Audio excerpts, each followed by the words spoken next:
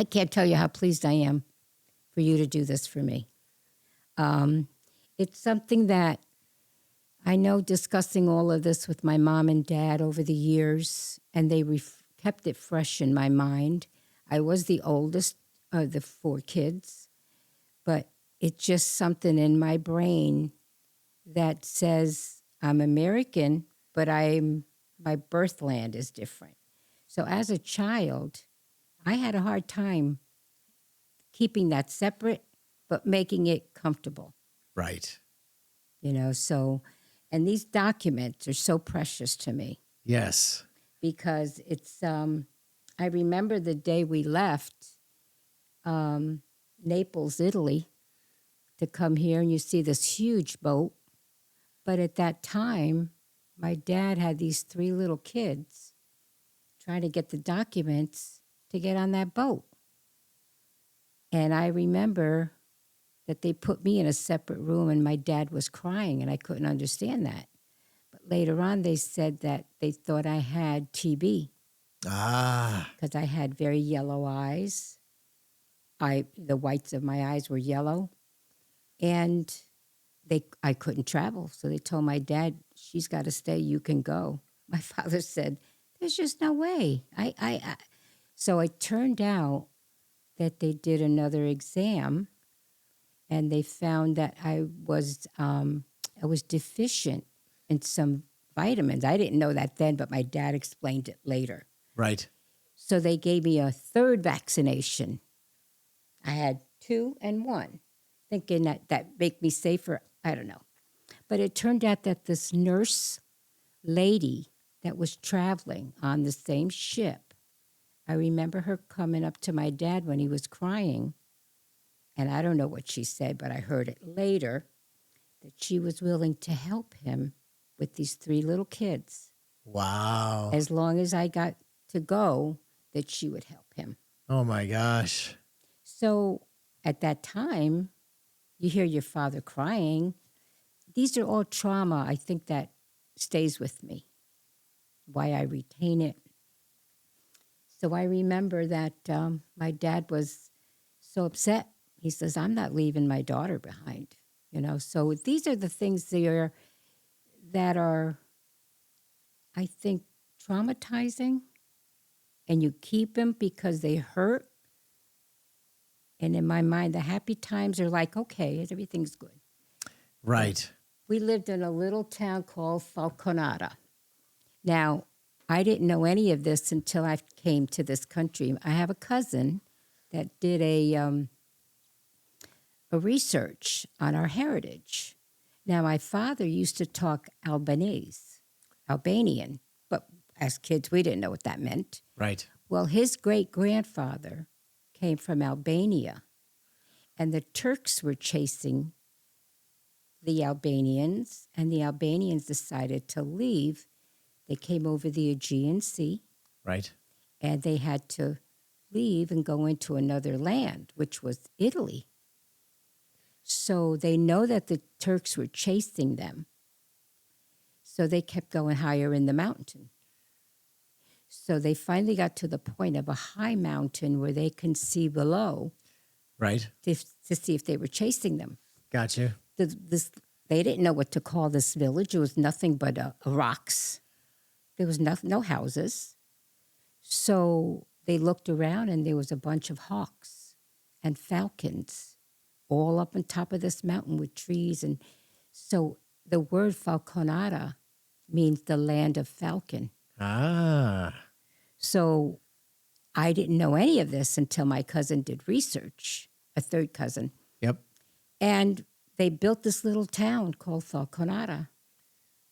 So that's how it flourished and grew. But that was my father's great-grandparents. Oof.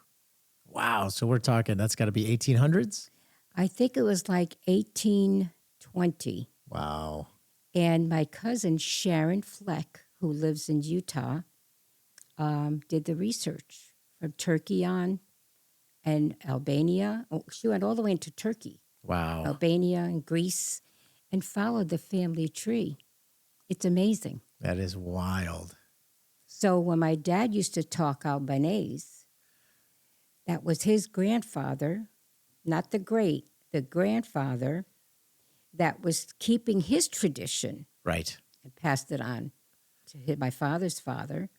And then my father, they would talk this language when we were, what is that? Yeah. Albanese. So we had to Wow. accept it. But yeah, and my dad was he was brilliant.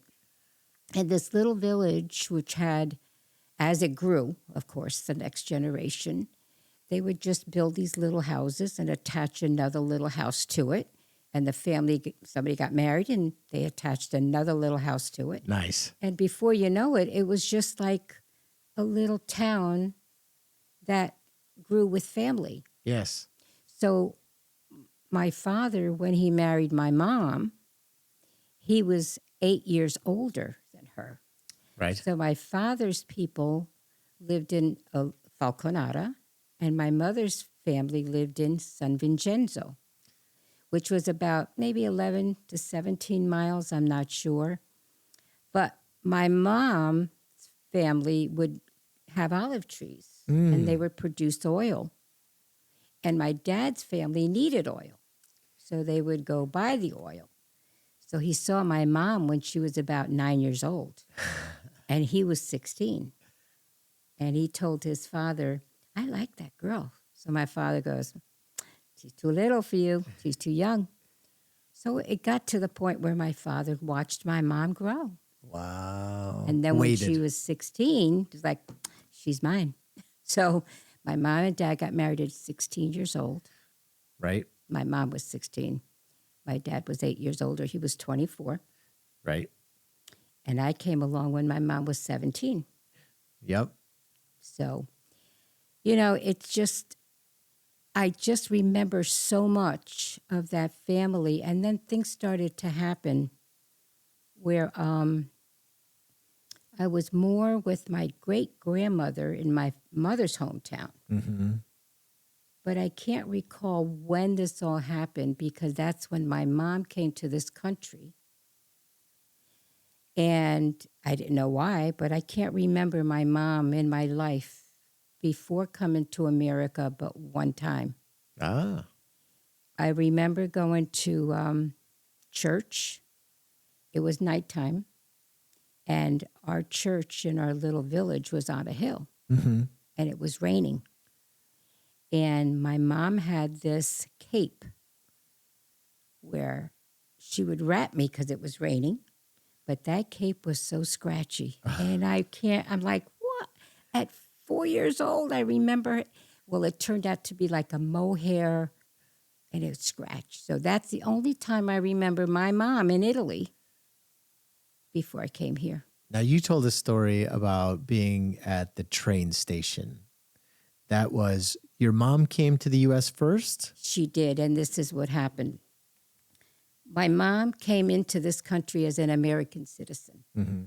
Her father, his mom and dad, which is my great-grandmother, they used to hire people from Italy to go pick coffee in Brazil. Okay. So my great-grandmother and her husband, my great-grandfather, would get on a boat, and I don't know for how many months, would go to Brazil. Ah. Now, they stayed in Brazil for several years, so that was the agreement, I guess, that they made. And they picked coffee, and after 5, 6 years, they'd go back. Well, my grandfather was born in Brazil, and he has, I think, one brother that was born in Brazil. Okay.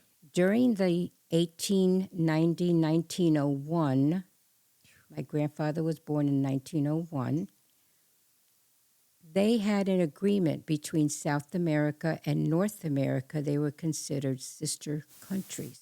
Okay. And they recognized their own citizenship Right. as an American.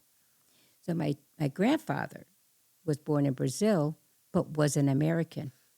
Gotcha. So when they went back to Italy, he and his brother were Americans. So then, of course, the war and all of that took place. But my grandfather, when they made the choice to come here, my mom came here in 1950. Okay. 50. My brother Aldo was born. He was 9 months old. And at that time, everybody wanted to come into America. Right. So my grandfather was here in America, called for my mother. She had to come on her own as his child, not as a married woman. Right. So again, with everything going on, as I was getting to the point of 5.5 years old, I don't remember my mom in my life because that last year, 11 months, I don't recall her, Right. you know? So this is why these memories are precious Yes. because my parents gave up a lot. So your mother at that point is how old? My mom, 18? 17? no, 18? no, when she had me and No, my when she brothers, came to the U.S. when she came to the U.S., she must have been like 26, 27 years okay. old. All right. She Gotcha. had me at 17. Gotcha. And then my older brother came along 2 years later. Okay. And my other brother came along 2 years after that. Got you.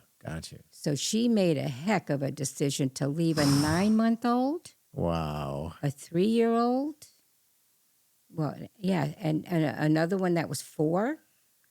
How do you do that? Tell me Wow. that's not a sacrifice. That's a huge But sacrifice. they did it for us, but I didn't know that then.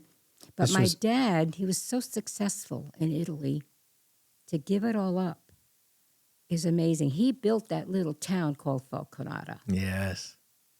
And my dad became a merchant of different services in that little village. He had a little tobacco store, a little wine store, a little grocery store, but not groceries like today. Right. Like my grandmother would make bread, somebody would make wine, and my dad would make wine, and they'd sell it to survive. Right. Okay.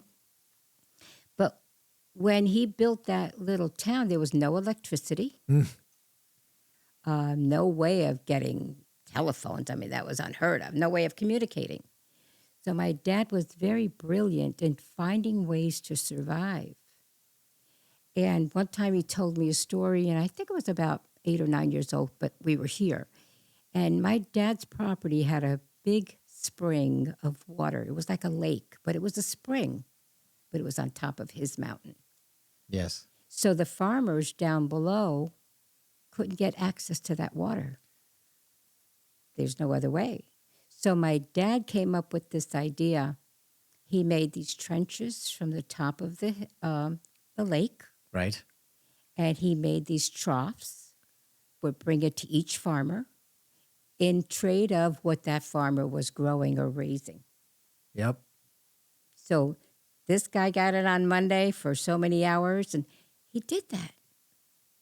And that lake is still there and as beautiful as ever. Wow. And one of my cousins owns it now. Really? It's still in the family. It's still in the family. Wow. So, and then he told me a story that we had no power. So they were putting the railroad station in. So in order to have the railroads run, you have to have some sort of electricity. Right. So when they came to put these train station in place, the chief inspector of the country or the state, I don't know what it was, my father had a couple of houses in the village, and they approached my dad and said, "Do you have a restaurant here?" My father said, "No, we don't have a restaurant, but my wife can make you something." He's like, "Oh, all right." So my father went to my mom and said, "Put something on the table, make a meal for this gentleman because he's a very important person." My dad knew, my mom didn't know how important.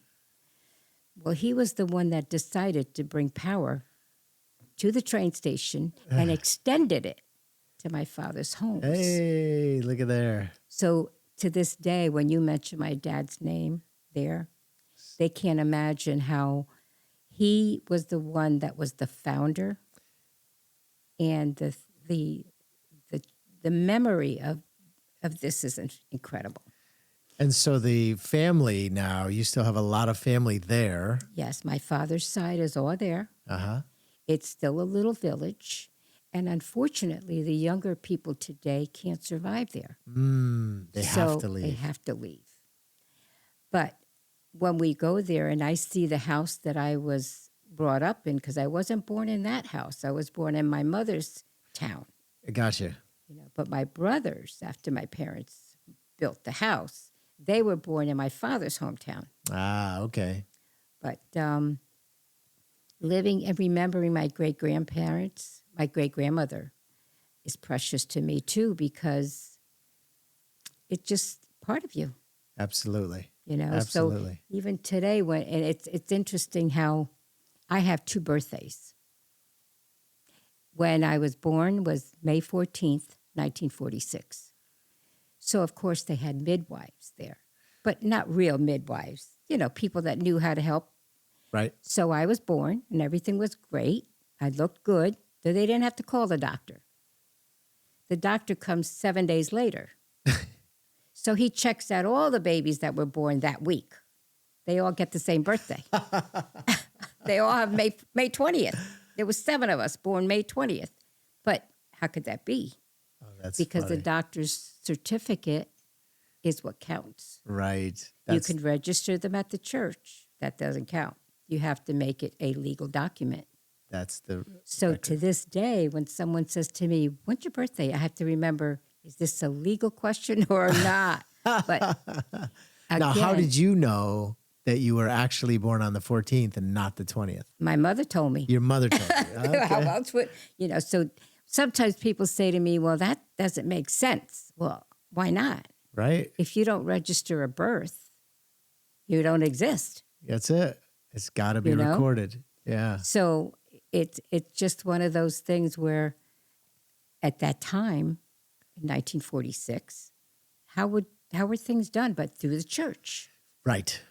The So church this is became- why I think the Mormons have so much control and knowledge, because they're all registered in the church. They have a lot of records. Mm-hmm. So let me ask you, your mother was in the U.S. for how long before you and your brothers and your father joined? 11 months. 11 months. Okay, so almost a full year. Right. And if you can, tell the story again about being there, getting on the train, and your grandmother there. Yeah. My grandmother, when she used to take care of me, my mom was here. Right? So my father's mother would take care of me at certain times, because my dad had so many businesses that one brother stayed with the other grandmother, the other brother stayed with the great-grandmother, and me being a girl, they thought it was easier to put me in a convent, which was in my mom's hometown, because I was a girl and it would be better to be with the nuns. But in reality, it wasn't. Right. Because when I was with the nuns from Monday to Friday, I was kind of released on Saturday and Sunday Right. to go with family. And I remember when I was with an orphanage in the convent. Okay. It was an orphanage and a convent. Right. So I had my mom's cousin used to bring me a candy bar on a Saturday, Okay. but I couldn't eat it in front of the orphans. Right. I had to come outside and go to a certain area where my cousin Georgette would meet me with this little candy bar. And I'd eat it and then go back. So all of these things kind of are in my brain, but to keep it in track and how things happened Right. is a difficult thing. Very But much so. But I was lucky enough to keep it intact. But when my mom came here, we didn't recognize her, didn't know her. Right. Almost a year had passed at that point. Mm-hmm. Yeah. So your life was different for a whole year. Totally. And Totally. then, yeah. But getting back to my early memory, my great-grandmother, which is my mom's father's mother, was very strict, very strict. But I stayed with her once or twice, and I remember someone in the village had passed away. Okay. I think I was like 5 at that time. And during those times when someone passed away, they just put them on the kitchen table, Right. the dining room table with flowers around them and candles. And at 5 years old, my great-grandmother said to me, you have to kiss her. But everybody was crying around this body. Why would I want to kiss her? In my mind, Right. it wasn't a good thing. Right. So she forced me, and I said, no, no, no, no. Why? She goes, well, if you don't, she's going to come and pinch you tonight. Pinch me. And now I started crying. And I don't know, remember if I did kiss her or not, but that night I would hold on to my great-grandmother.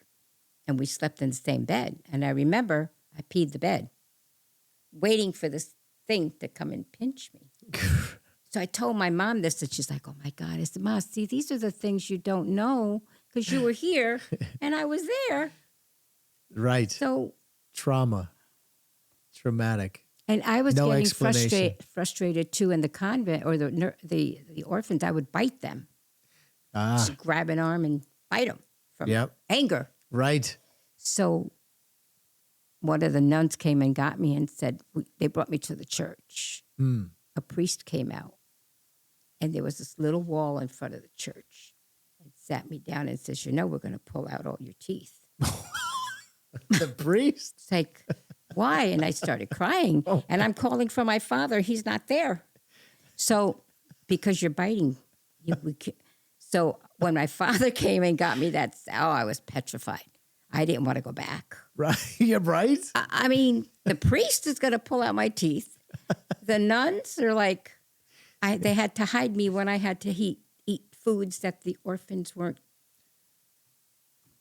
So now you wonder. Sure. Yeah, and that's I'm not a basket case, right? Yeah, I was just telling that story. We went to service for Renee's uncle who passed away, and they did the celebration of life. They've updated how people experience death, right?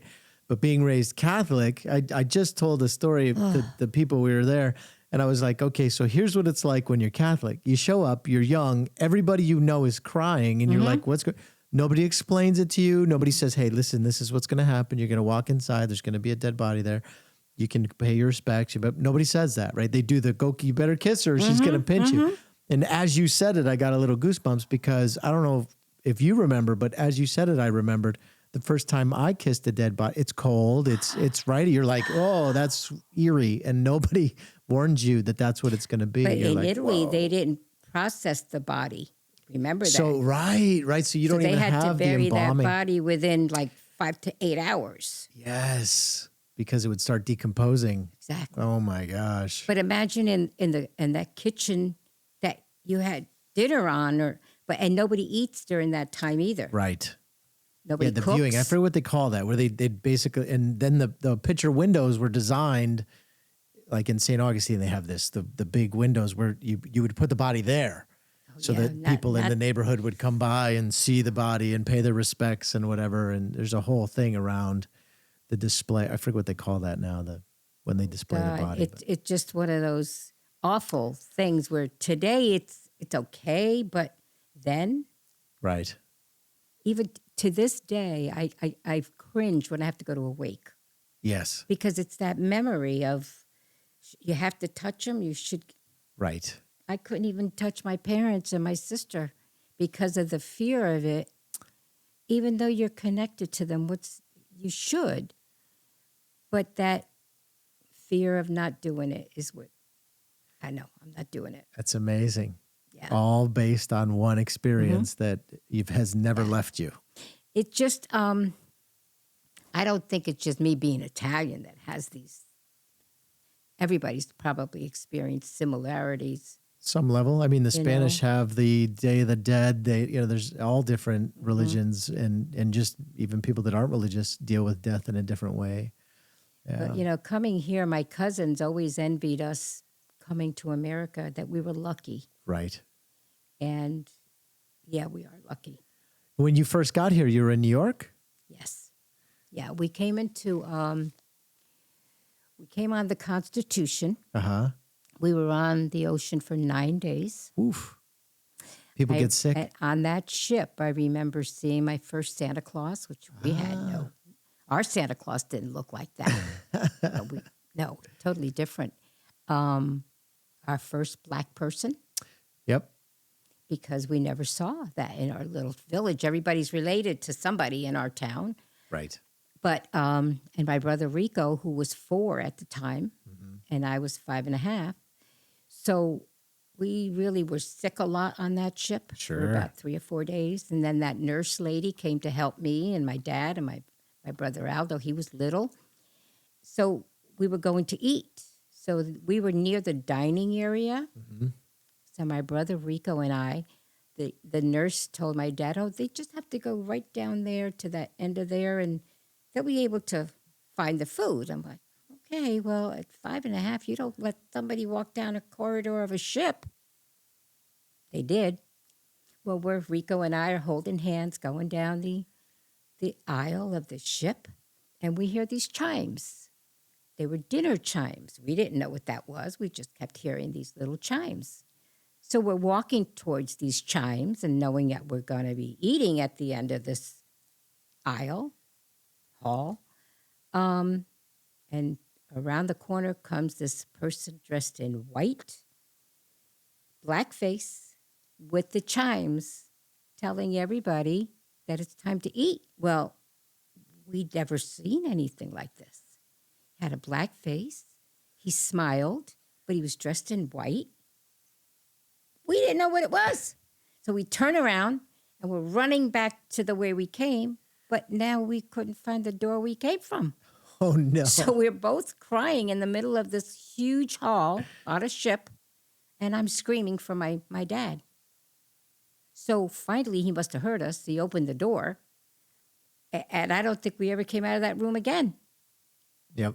Because another thought was, that's dangerous. You can't go out there. There's somebody going to come out there with ringing a chime and grabbing you. So, Did you speak English at that point? How old? When you were on the ship, were you already speaking English? Oh, no. I never spoke English until 8 months later when I was here. Wow. There's no way that I would have learned English. Right. And my dad didn't either. Right. So here he is with 3 children. 3 children. Unable to speak the language. Right. He's kind of coming from a position of power, but he was in control there. He was he was running things. Right. To now this, how was his reception? Do you remember? Did he talk about any of that? Like when he got there, was he persecuted? Was he? No. Did he have a hard Actually, time? we came on that ship as Americans, and my dad was our guardian. Okay. So because of that situation, we were not treated as an immigrant. Okay. Because of my mom's already being an American citizen. Being an American. Okay. So when we got on the ship, I don't even remember eating at the dining hall, or I just don't recall any of that. Right. But I remember they gathered us all, little kids, around Santa Claus. We were like, okay. We didn't know what it was either. So it was fun, but scary. Right. And like, where are we going? Right. What's happening here? So you were taught about Santa Claus, but not. Never taught about it. Okay. We had one in Italy, which was Saint Nick. Right. Saint Nick doesn't look like Santa Claus. Right. But so that was a whole new concept. gosh, That this Santa Claus is here, and it when we came to this country and we got off the ship. Now, non-Americans went to Ellis Island. We came off the ship before those immigrants. We came down the plank and we were on the dock. We came in as Americans, and the other people had to go to Ellis Island. got you. Okay? But when my mom came, and my father, of course, recognized her, and everybody's hugging. My grandfather was there, 2 uncles, and this big, huge, they had 2 cars, a Buick and a Pontiac. I remember the Pontiac because it had an Indian head on the hood. But later on, I found out what it was. And my Uncle Sal, who I love him dearly, he's just passed away about a month ago. And he was 17 when I was born, and I was the first niece, granddaughter, great-granddaughter that was born. And everybody kind of hovered over me. So when I left my mom's hometown to go to my father's hometown. I was about a year old. Okay. And my Uncle Sal would walk or take this bicycle and come and see me every Sunday. Wow. To this day, 11 miles, right? 11 to 17 miles, and it was all mountains. It Yeah. wasn't no highway, or it was all paths and rough. So to this day, when Frank went to see him last, just before he passed, I remember him telling me, his love for me was undeniable. I mean, it was just a beautiful thing, and he always expressed that to me in ways of words or hug. And my other cousins would say, "Oh, sure, she's your favorite." Well, yeah, she's my favorite because she's my first. Yes. So the love I have for him, it's my mom's brother, youngest brother. Did So he come to the US or does he stay he in? came to the Okay. United States before us, but he came under my grandfather as unmarried children, which they were unmarried. My aunt was, I think she was about 16, and my uncle was 19 when they came here. So you had said that you remember getting off the boat. There were 2 cars there. Your family's there. How does that get arranged when there are no telephones? No, how did they know you were coming? I guess they Well, just knew you were there on were that letters. boat. So you The sent a letter. We're letters. coming. So my dad would send my mom a letter like, we're going to Naples and we're getting on the boat. And of course the boat had an estimated arrival. Right. And because of that letter, they knew when we were coming to America. But on this side, I don't know how they had a way of tracking down if the ship arrived. Right. Check the port every day. You know, like, So where's we came in 1951, Christmas Eve. okay. And all I know is like, this is your grandfather, this is your uncle, this is your uncle, this is your mother. And everybody's crying and hugging, but those were, I guess, happy tears. Right. Didn't know Tears of that then. joy. Well, and in my mind, I'm like, great, now where are we going? Right. When I remember leaving Naples, we were crying. Leaving my father's hometown, we were crying. And you didn't know the difference between tears No. of joy and tears of sadness. Like I think you had said, you had told the story of the train, and you said your grandmother says to you in Italian, "I'll die before I ever see you again." My father, he was very well loved. My dad was a unique person. There were hundreds and hundreds of people. Wow. So he's in the crowd, and me and my young brothers are on the train with the doors open, waiting for my father. And Saying they're goodbye. pulling the horn. We're leaving. All And my aboard. dad is there, and all I know is crying. Everybody's crying. Right. And my grandmother, his mother, wouldn't let him go. And finally, she pulled her hair and was kind of scratching her face to, I don't know, with the anger, I guess. Frustration, yeah. And crying that I'm going to die and I'll never see you again. And that's exactly what happened. Is it? I was going to ask you if that's what happened. That's exactly what happened. Never, 'cause My you couldn't dad go was back. heartbroken because him and his mother had a special bond. Right. His father was a partial invalid. And so they went through a lot. I don't know how it happened with his father, but he was an invalid. And his 3 brothers went to war during the war. But my father was not allowed because he was the last son. Right. And they weren't going to take your last son to go to war. Right. So he had the luxury of building the little village for everybody. And when his 2 brothers came back from the war, they all came back to Falconata. But one uncle, I don't know, he had 5 or 6 children by then, and they decided they couldn't make it because my father had built them a little home, a little shack. Right. And that's all they had, but they had to make it better. They ventured on to Rome. Okay. And the other uncle ventured on to northern Italy. Okay. And another brother stayed. Oh. And my dad had a little cantina, which he made wine. And the other brother helped him. and they were doing very well. So when this came about that we're coming to America, my dad gave everything away. Oh, wow. So as I got older, and I went back to Italy twice in 75 years, I said to my father, "You didn't keep a little postage stamp of property for us? Why did you do that, Pop?" And he pretty much said, "I did it for you, Right. because if I had something to pull me back, it would have happened." Yes, it's the equivalent of what they say, if you really want to win the battle when you land on the enemy shores, burn the ships. That's what he did. He burned the ships, right? He said there is no going back. This is where I'm going now. Right.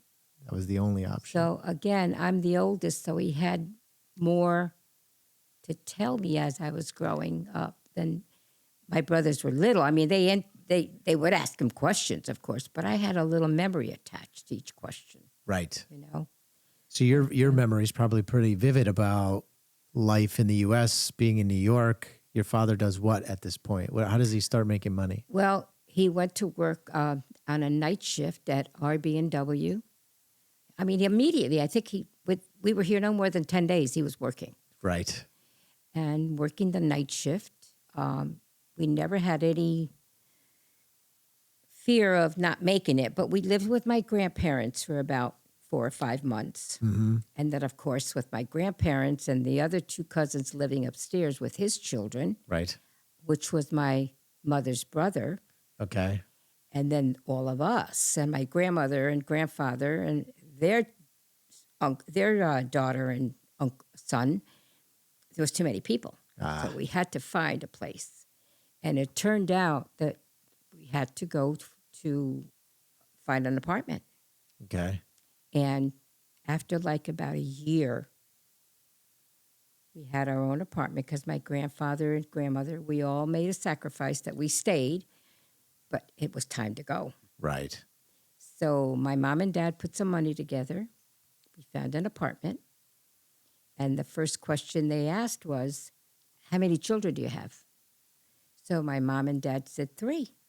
"Oh, well, we can't give you an apartment with 3 kids. It's just, no, we can't do that." But, well, they're good kids. They're little. I work. No, couldn't do that. Finally, we ended up getting our first apartment. It was a 1-bedroom apartment with all of us. 5 people. So things got better. My dad now took a second job. So he would work nighttime, come home. We were in school, which, by the way, they put us in school. I knew no English. But, oh, my. Yeah. and in 8 months, I was able to speak a little bit. Right.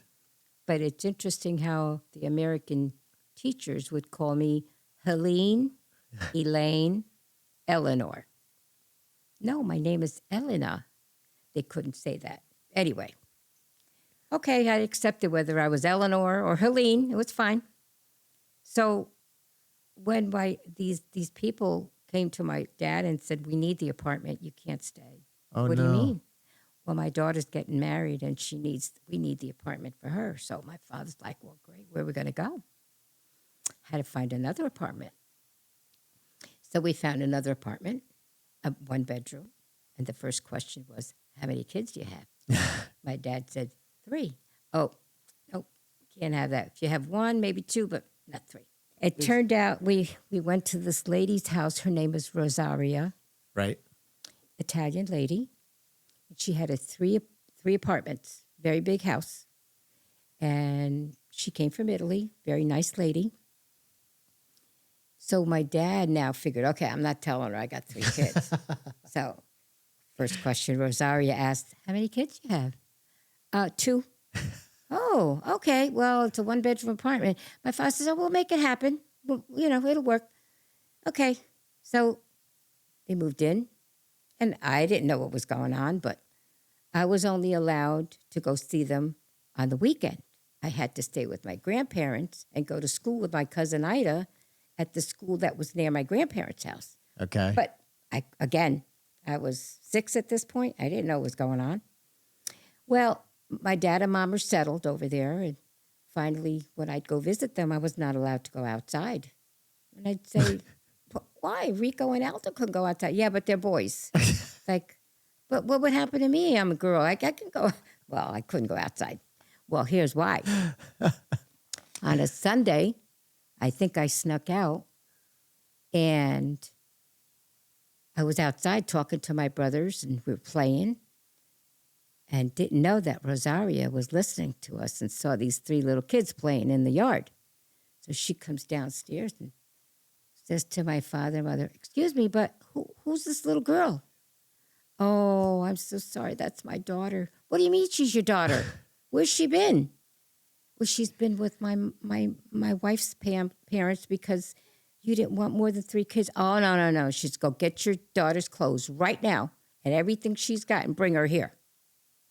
She was the only one that backed my father to say, he's working so hard, he needs the break. Yeah. Nice. So to the day she died, she was a very treasured friend to my dad. Oh, very nice. And how long did you stay there? I think we were there about 2.5 years. Okay. And then came time where we needed our own home. That's how much my dad and mom sacrificed. Isn't that to amazing? get them pennies together. Wow. And they found a house on the other side of town. And he teamed up with a partner that was a relative of my grandfather's side. Okay. And they both, it was a 4-family home. So they decided, okay, you take this side and we'll take that side. That worked for about 5 years, but then there was a little conflict. Okay. And my dad took over the whole house. Okay. Which was nice.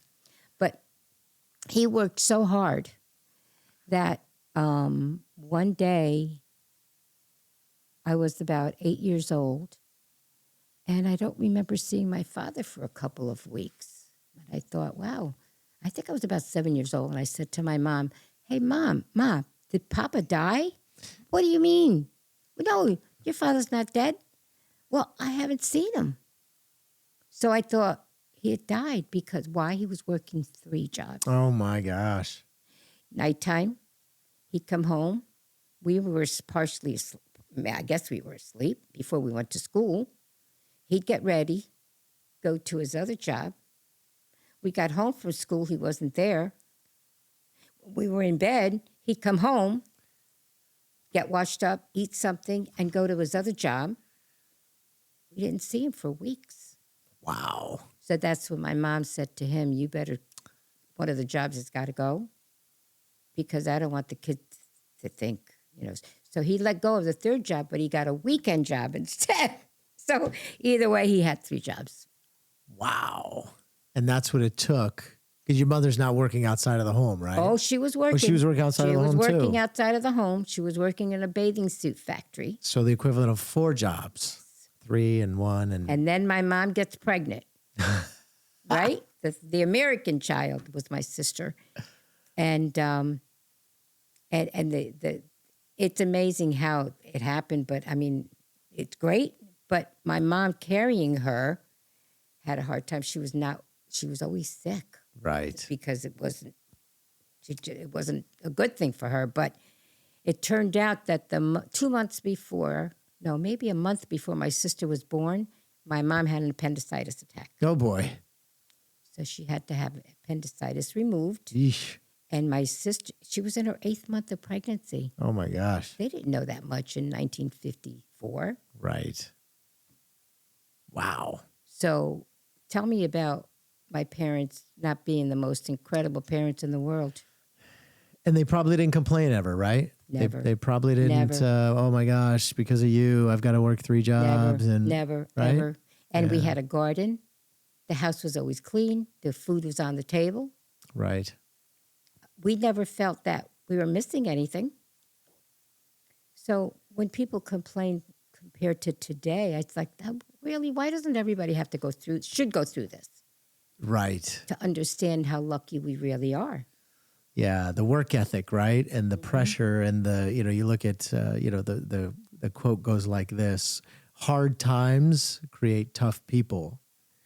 Easy times create weak people. Isn't that the truth? And a lot of people feel that these are the easy times. Some people have hard times right now, there's no question. But most people, especially young people, do not have a lot of pressure on them. I mean, just imagine the pressure of hey, my dad called me to go to the United States, so I'm going to go.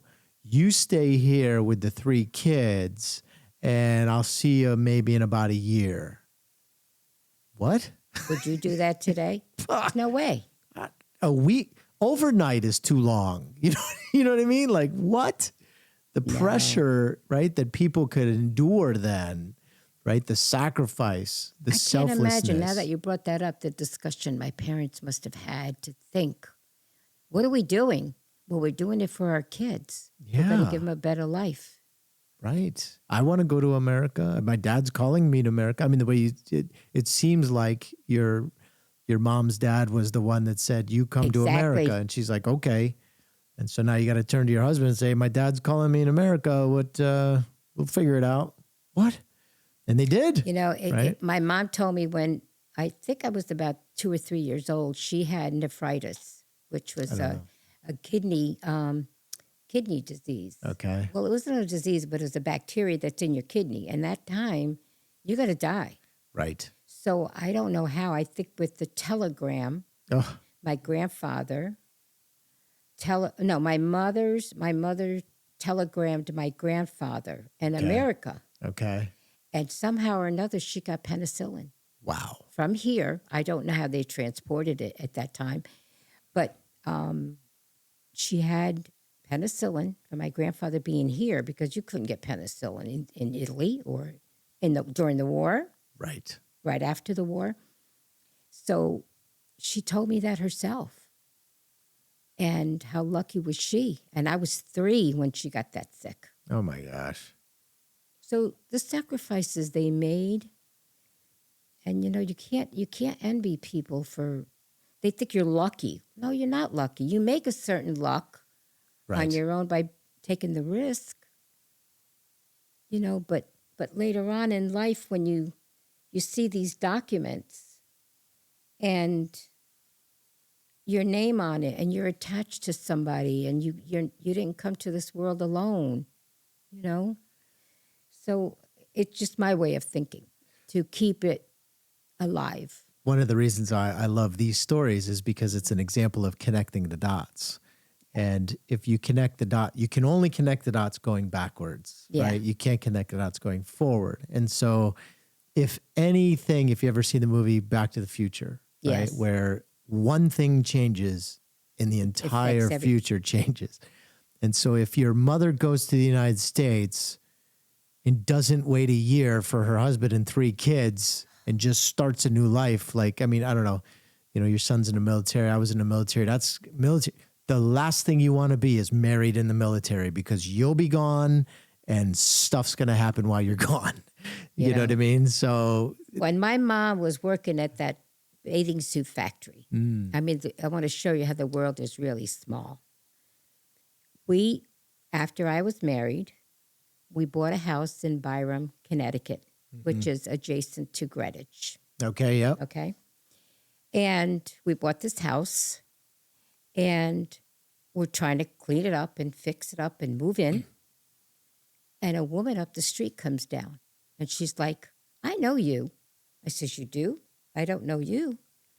She said, is your name Conchetta? I said, no. My mother's name is Conchetta. Oh, my God. I worked with your mom. Did your mom work at Surf Togs? And I said, yeah. She goes, oh, my God. You were the babies that she was crying for every day at lunchtime. Wow. Oh, my God. Tell me that doesn't do something to you. Right. So my mom cried for us for 11 months. And here's this witness that tells you this. Right. And then it takes you back and say, my mom did that for us. Right. So all these little bits and pieces paint this big, beautiful world. What would you do for your children? Anything, right? Yeah. And that was ultimately why people came to the U.S. Like you said, you had family members that were envious because you're the lucky ones. You got to go there. You got to have the American dream. That's right. Yeah. Amazing. What other documents did you bring? Well, this is our original passport, which you could tell is made of cloth. Yes. And there's real signatures. Nothing's printed. Everybody, all documents had to be stamped. Inspectors, you had to have proof of birth and where you're going, what dates. I mean, there was only, look at this, Wow. all handwritten Back when people knew how to write in cursive, because that's dying and knew how now. to spell. And knew how to spell. Wow. But I remember this in Naples. And this is a picture. Yeah, and this is When you're what I did coming- was I made a collage. Each one of us has a page. Oh, got you. Each page here has to represent one of the people in this photo. Got you. So we, I mean, look at how young. Right? Yeah. I mean, your father even is a baby, right? I mean, I Yeah. mean, you know, one of the things you said that stood out to me is, was it his father was invalid? Yes. Yeah. And so Yes. he had to grow up fast, right? Right. So we glossed over Absolutely. that, but I went, okay, if he's an Absolutely. invalid, he had to grow up fast, He did. right? And so here he is at whatever age, but And he stepped up to the plate and made that village to what it is today. And my cousins still say that the older people remember Giovanni Genovese for all that he did to make it Falconata. wow. But to think is his great grandfather came over with nothing from Albania. Fleeing. You know, it wasn't, hey, let's go to this place. It was, let's get out of this place because we may die. Right. Wow. So Yeah. it's just a beautiful thing how this country was made and built by immigrants. Right. But unfortunately, that word is now tarnished to a degree. Right. It became illegal, not Illegal immigrant, immigrants. you know? As opposed to So just it immigrants. hurts. But right.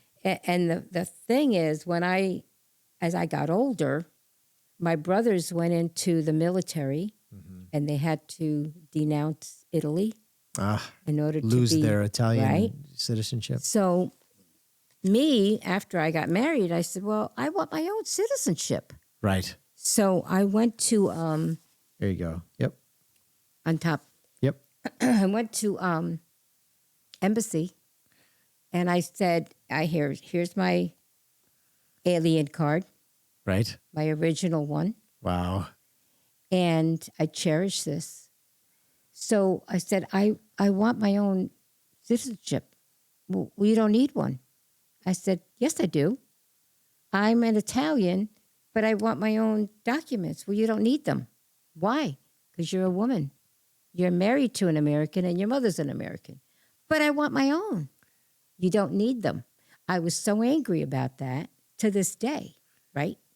So when I went to the church and I said, this doesn't make sense. And they said, well, because you are a woman and you don't need to denounce any country, you're no automatic American. But yet, today it's a little different, isn't it? Right. I don't understand how it changed, but it does. Yes. And the other story about I have my birth certificate, right? Yep. Well, my birth certificate was in Italian. Yep. So when I went to get married, they wanted my birth certificate. And they said, but this is in Italian. I said, I know.